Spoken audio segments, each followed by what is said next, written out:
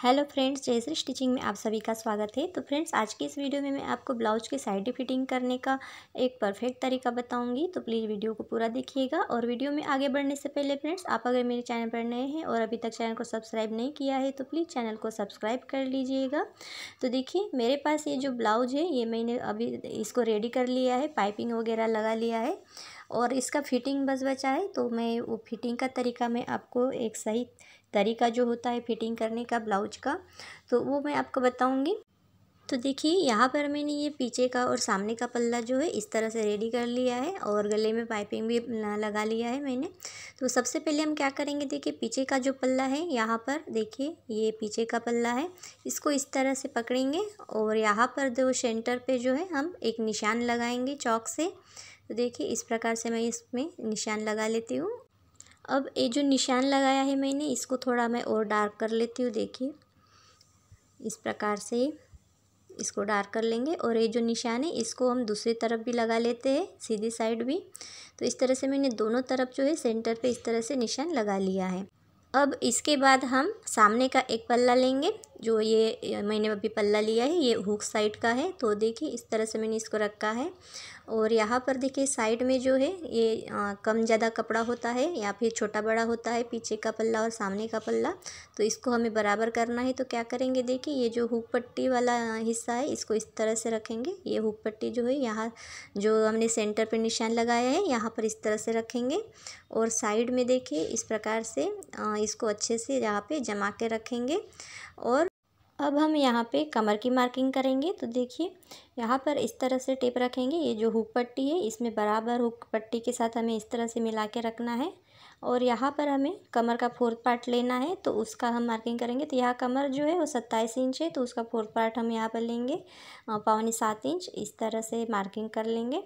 और इसके बाद हम यहाँ पे मैं 1.5 इंच मार्जिन ले रही हूँ, आप चाहे तो 2 इंच भी ले सकते हैं। तो मैं यहाँ पे 1.5 इंच पर इस तरह से मार्किंग कर रही हूँ। देखिए इस तरह से मैंने निशान लगा लिया है। अब इतना हिस्सा जो है यहाँ पे एक्स्ट्रा है बेल्ट का, देखिए इस प्रकार से रखेंगे बराबर सेंटर पर, यहाँ पे मिला के रखना है हुक पट्टी को।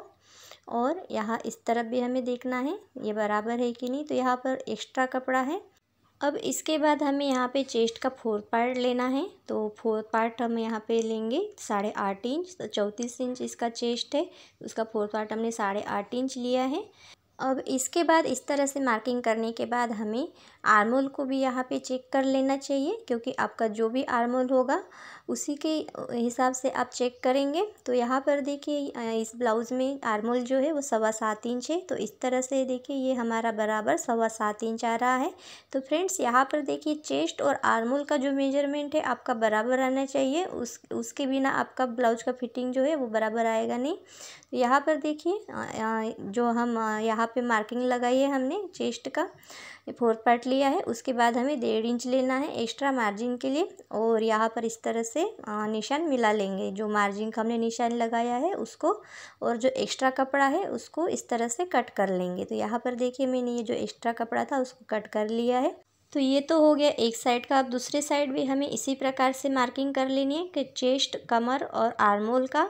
और इस तरह से हमें देखिए ये जो आई पट्टी है इसको 1 इंच, जितना हमारा आई पट्टी होता है 1 इंच का या फिर आपका जितना भी हो, तो जहाँ पर यह हम आई बनाते हैं वहाँ पर इस तरह से रखना है सेंटर पर। देखिए इस तरह से मिला के आई पट्टी छोड़ के और इस प्रकार से कमर का फोर्थ पार्ट लेंगे हम 6.25 इंच, 1.5 इंच एक्स्ट्रा मार्जिन कर लेंगे। और उसके बाद हम इधर चेस्ट का भी मार्किंग कर लेते हैं। तो चेस्ट का भी हम यहाँ पे फोर्थ पार्ट ले लेते हैं 8.5 इंच। देखिए इस प्रकार से ये हो गया 8.5 इंच। अब यहाँ इस साइड भी हमें जो है आर्मोल चेक कर लेना है। आर्मोल आपको दोनों साइड चेक कर लेने हैं फ्रेंड्स, क्योंकि देखिए जब भी हम ब्लाउज की कटिंग और स्टिचिंग जब करते हैं तो वो कभी कभी क्या होता है कपड़ा कम ज़्यादा हो जाता है, कटिंग करने में या स्टिचिंग करने में मार्जिन में कम ज़्यादा दब जाता है। तो उसके बाद क्या जो है हमारा मेजरमेंट जो है थोड़ा कम ज़्यादा हो जाता है कभी कभी। तो इस तरह से आपको एक बार चेक कर लेना चाहिए। तो यहाँ पर देखिए जो भी एक्स्ट्रा कपड़ा है उसको हम कट कर लेंगे, देखिए इस प्रकार से। तो फ्रेंड्स देखिए कटिंग तो हम बराबर कर लेते हैं, स्टिचिंग भी कर लेते हैं, पर कभी कभी क्या होता है मार्जिन का जो हमारा मार्जिन जो हम दबाते हैं स्टिचिंग करते वक्त तो वो कम ज़्यादा हो जाता है। तो इस प्रकार से आपको फिटिंग करने से पहले आपके जो भी चेस्ट, आर्मोल और कमर का जो मार्किंग है इस तरह से कर लेना है। अब देखिए यहाँ पर हमें शोल्डर की तरफ भी एक चीज़ यहाँ पे करनी, देखिए ये जो एक्स्ट्रा कपड़ा है शोल्डर की तरफ जो होता है उसको भी देख लेना है, कट कर लेना है एक्स्ट्रा होगा तो। अब इसके बाद देखिए हमें आस्तीन में क्या करना है, आस्तीन को हम इस तरह से जोड़ लेंगे अस्तर के साथ। और इसके बाद देखिए मैंने यहाँ पे अस्तर के साथ आस्तीन को जोड़ लिया है। और यहाँ पर देखिए हमारी एक आस्तीन जो है थोड़ी सी बड़ी हुई दिख रही है, तो यहाँ पर हम दोनों आस्तीन को इस तरह से बराबर यहाँ पर कर लेंगे, क्योंकि कोई भी आस्तीन जो है छोटी बड़ी नहीं दिखनी चाहिए। और एक्स्ट्रा कपड़ा है तो उसको कट कर लेंगे। तो इस प्रकार से देखिए मैंने यहाँ पे कट कर लिया है। अब एक काम हमें यहाँ और करना है, देखिए फ्रंट आर्मोल मैंने यहाँ कट नहीं किया था, तो यहाँ पर हम फ्रंट आर्मोल कट करेंगे। उसके पहले हमें यहाँ पे आर्मोल चेक कर लेना है। ब्लाउज का आर्मोल 7.25 इंच है, तो यहाँ आस्तीन में भी हमें इसे चेक कर लेना है और इस तरह से मार्किंग कर लेनी है। मार्किंग करके एक एक कट लगा देंगे दोनों तरफ।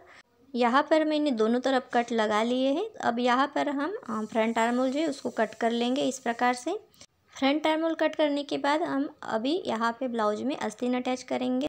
तो सबसे पहले देखिए इस तरह से आस्तीन को लेंगे और शोल्डर का जो जॉइंट है वहाँ पर इस तरह से जो आस्तीन का कट है उसको रखेंगे और इस तरह से यहाँ पर चेक कर लेंगे कि हमारा कट से कट मिल रहा है कि नहीं। तो यहाँ पे देखिए आर्मोल के दोनों कट्स ब्लाउज का और आस्तीन का जो है कट यहाँ पे मिल रहा है। तो इस तरह से आपको यहाँ पे चेक कर लेना है। अगर 1-2 पॉइंट का फ़र्क होता है तो चल जाएगा, लेकिन उससे ज़्यादा नहीं होना चाहिए। तो इस प्रकार से हम सामने का भी आर्मोल यहाँ पे चेक कर लेते हैं आस्तीन का और ब्लाउज का। तो ये देखिए यहाँ पे कट आ रहा है दोनों।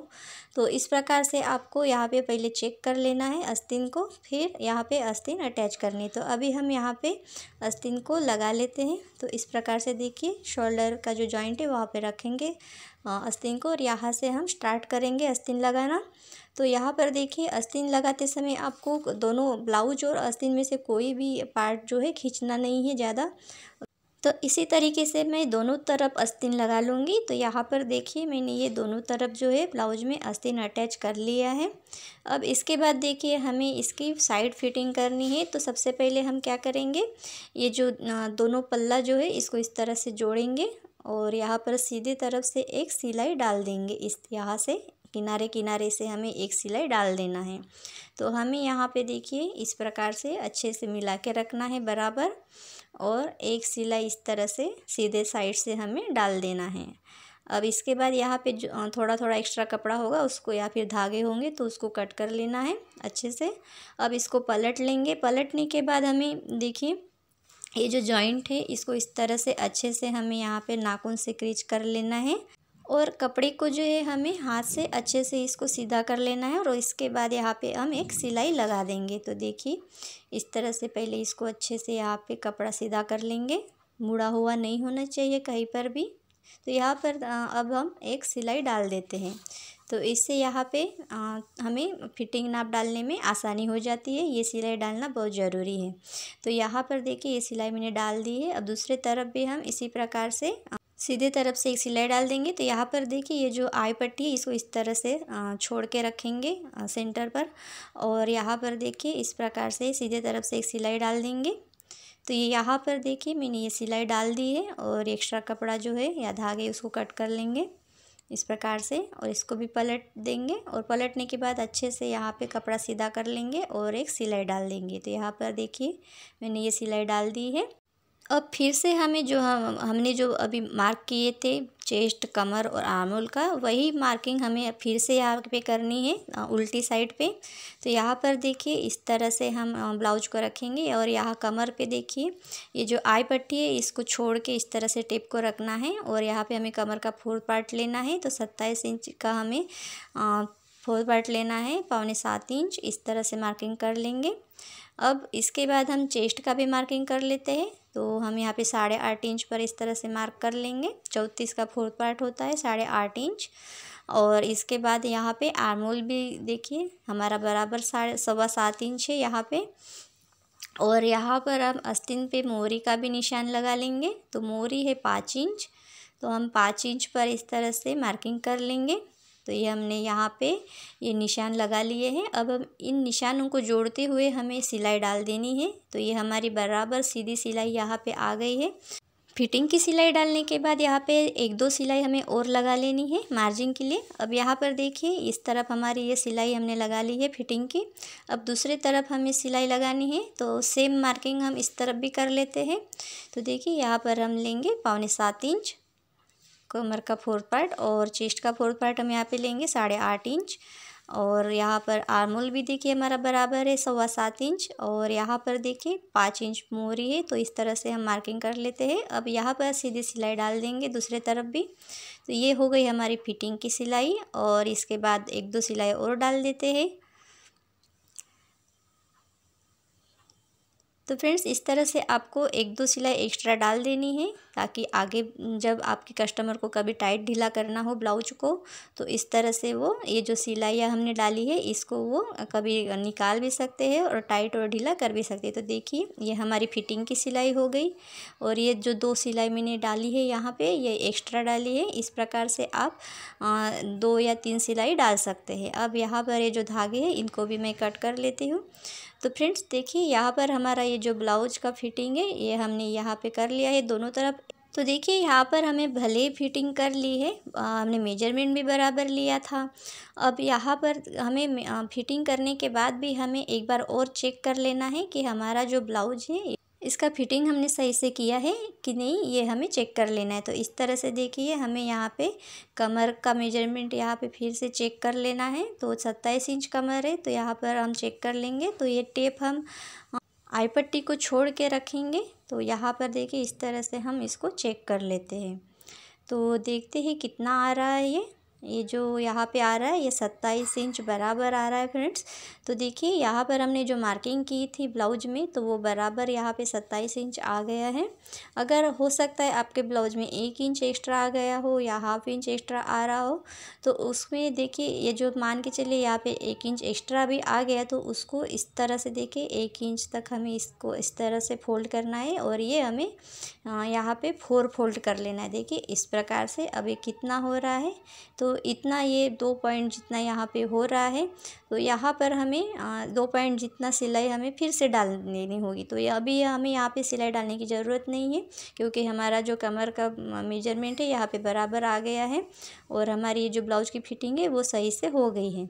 तो यहाँ पर देखिए फ्रेंड्स हमारा जो ब्लाउज का फिटिंग ये पूरा हो गया है। तो फ्रेंड्स आपको ये वीडियो कैसी लगी प्लीज़ कमेंट करके कमेंट बॉक्स में बताइएगा। और सिलाई से संबंधित आप मुझसे कुछ पूछना चाहते हैं तो आप कमेंट करके पूछ सकते हैं। तो फ्रेंड्स आपको ये वीडियो अगर अच्छी लगी तो एक लाइक ज़रूर कर दीजिएगा, शेयर कर दीजिएगा ज़्यादा से ज़्यादा। तो आज की वीडियो में बस इतना ही। Thank you.